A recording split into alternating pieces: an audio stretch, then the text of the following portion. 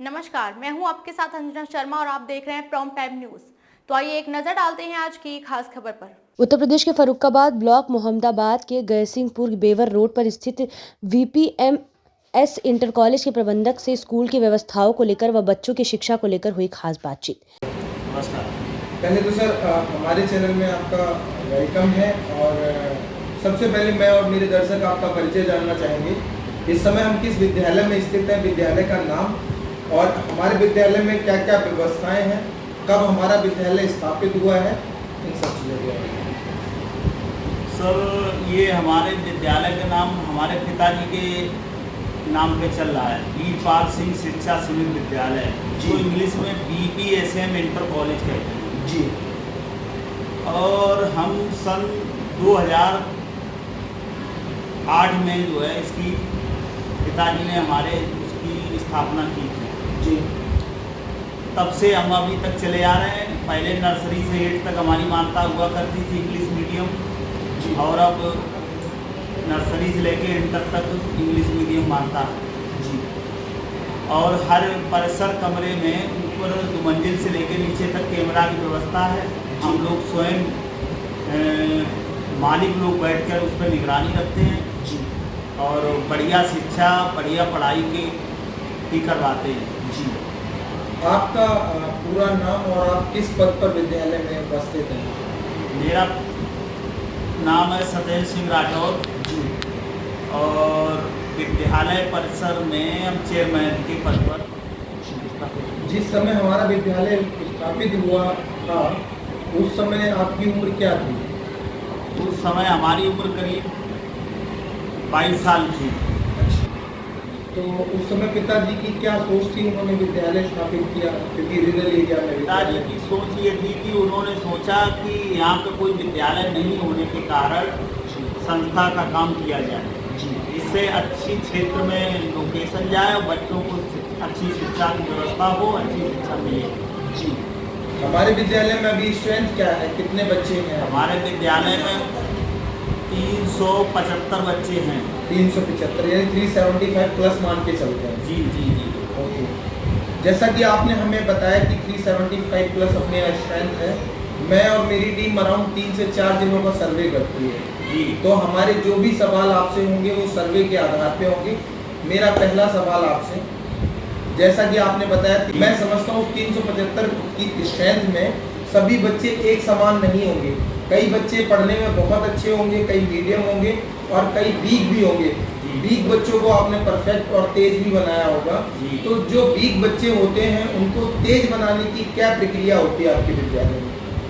Sir, जो हम लोग जो है यूनिट टेस्ट कराते हैं जी, उसमें ये देखते हैं कि हमारे जो बच्चों के नंबर कम आए जी, उन बच्चों को पीछे की बजाय आगे बैठाल कर जी, बोर्ड के पास में उनको सबसे आगे बैठाते हैं जी, जिससे आने वाले समय में उन बच्चों को जो है टेस्ट कराएं तो सबसे अच्छा रिस्पांस मिले और बच्चे हमारे जो हैं जी, तेज हो जाएं, जी। होशियार हो जाएं। ओके। और टीचर्स की क्या संख्या है अपने यहाँ? टीचर हमारे पास करीब 18 टीचर हैं। 18 प्लस मान के चलते हैं। हाँ, 18। जैसा कि हम सभी लोग जानते हैं कि हमारे देश में शिक्षक को भगवान का दर्जा दिया गया है। कहते हैं अगर शिक्षक बेहतर होंगे तो ही शिक्षा बेहतर होगी और शिक्षा अगर बेहतर होगी तो ही बच्चे बेहतर होंगे। तो कई शिक्षक तो अपनी जिम्मेदारियों को बखूबी समझते हैं कि उनको हमारे देश में क्या दर्जा दिया गया है और उनको क्या क्या जिम्मेदारियां निभानी है ताकि बच्चों का भविष्य बेहतर हो और हमारी जो शिक्षा है वो बेहतर हो। और कई शिक्षक इसके विपरीत भी होते हैं जिन्हें मैनेजमेंट की तरफ से समय दिया जाता है, जैसे 8 to 1 है या जो भी पीरियड्स के टाइमिंग्स होते हैं, तो वो क्या देखते हैं, वो सिर्फ घंटे की तरफ उनका ध्यान होता है, वो अपनी जिम्मेदारियों को नहीं समझ पाते हैं। तो इस तरह के जो टीचर्स होते हैं इनके लिए किस तरह की मीटिंग्स होनी चाहिए और किस तरह की गाइडलाइंस होनी चाहिए? हम लोग जो हैं समिति की तरफ से बैठ के लगभग 29 या 30 तारीख में एक मीटिंग लेते हैं जी। उस मीटिंग में टीचरों से अपना डिस्कस करते हैं जी। और जो टीचर मीटिंग में बैठ के अगर फिर भी नहीं मानता है जी, तो उसे पहले समझाते हैं, नहीं मानता तो उसे निकाल के दूसरे टीचर की व्यवस्था करते हैं। जी। और हमारी यही गुणवत्ता है कि हम अच्छे से अच्छी पढ़ाई करें। जी बीच में ही मीटिंग ले लेते हैं टीचरों की, जी जब ज़रूरत पड़ती है तो बीच में ले मीटिंग करते हैं। जी। टीचर्स जब आप हायर करते हैं टीचरों को, तो किस तरीके से हायरिंग का प्रोसेस होता हायर करते हैं, एक बार उसको पेपर में निकलवाते हैं मार्च अप्रैल के महीने में, और सबके रिज्यूम जमा कर लेते हैं। रिज्यूम की फाइल बनाते हैं, उसमें ये देखते हैं कि यहाँ कौन से टीचर किस काबिलियत पे है, उसी तरीके से उनको कॉल करके बुला लेते हैं। जी। जब वो आपके विद्यालय में टीचर पहुंचता है तो किस तरीके से इंटरव्यू शेड्यूल होता है आपका, और किस तरीके से टीचर्स को आप जज करते हैं कि ये हमारे विद्यालय के लायक है या नहीं है? उसका हम स्वयं इंटरव्यू लेते हैं बैठ के जी और उसकी क्वालिफिकेशन को जब देखते हैं कि हाँ इस स्तर का टीचर है, उसी हिसाब से हम लोग उसको डील करते हैं, सैलरी उसी पैकेज बनाते हैं और काफ़ी टीचरों को बुलाते हैं, उसी में छांटबीन अच्छे से अच्छा टीचर रखने की व्यवस्था करते हैं। स्टॉप करके अभी समय पहले हमारे देश में एक बहुत बड़ी त्रासदी आई हुई थी। मैं समझता हूँ हमारे देश में क्या पूरे वर्ल्ड में एक बहुत बड़ी त्रासदी आई हुई थी। तो उसमें आपने कई सारे क्राइसिस भी फेस किए होंगे, बच्चों की शिक्षा पर भी काफ़ी प्रभाव पड़ा होगा, कई सारे फाइनेंशियल क्राइसिस भी आपने फेस किए होंगे, जिसे हम कोरोना काल कहते हैं। तो उस समय को आपने किस तरीके से मैनेज किया और बच्चों की जो शिक्षा पर प्रभाव पड़ा था उसको कैसे रिकवर किया? हमारे यहाँ बच्चों को बहुत वीक पॉइंट हो गया था 2 साल ये कोरोना चलने पर। फिर हम लोगों ने जैसे ही स्कूल की छूट मिली, स्कूल को चालू किया, टीचर बुलाए छुट्टियों में, टीचर से कोचिंग टाइप में जितने बच्चे आते थे हम टीचरों को द्वारा उनको पढ़वाते थे और बहुत अच्छे तरीके से उनको पढ़ा के कुछ बच्चों को हमने जो है बड़ा अच्छी तरीके से लाइन पे लाए और इस वर्ष जो है काफ़ी उसमें सुधार हुआ और सुधार के कारण बच्चे जो हैं अब सब ठीक हैं।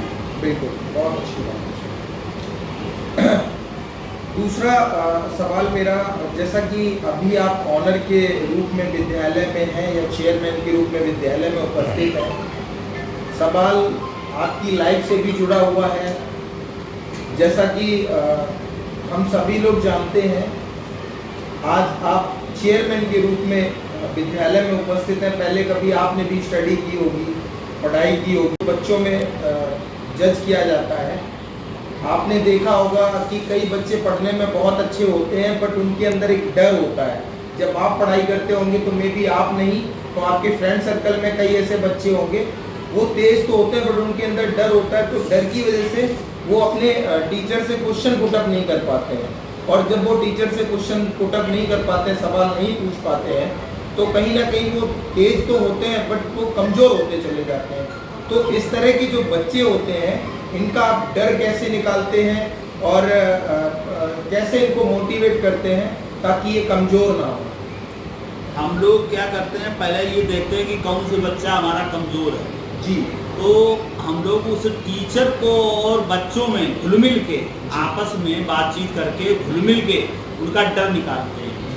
डर निकालने के बाद फिर उनसे बात करते हैं, बात कर रहे हैं, जब टीचर का उनका भय निकल जाता है तो वो बच्चे को उसे हम लोग बताते हैं कि आप पढ़ोगे, अच्छे इंसान बनोगे, अच्छी तरीके से नौकरी मिलेगी, ये होगा, सब तरीके से उसका भय बाहर कर देते हैं। अब भय निकल जाने के बाद फिर वो बच्चा अपने आप पढ़ने लगता है। कंपटीशन का टाइम है, कॉम्पिटिटर बहुत ज़्यादा है। इसी रो में हमारे कई सारे विद्यालय हैं। हमारे विद्यालय में ऐसा क्या यूनिक है, क्या विशेषता है हमारे विद्यालय में जो गार्जियंस अपने बच्चों की एडमिशन हमारे विद्यालय में करें?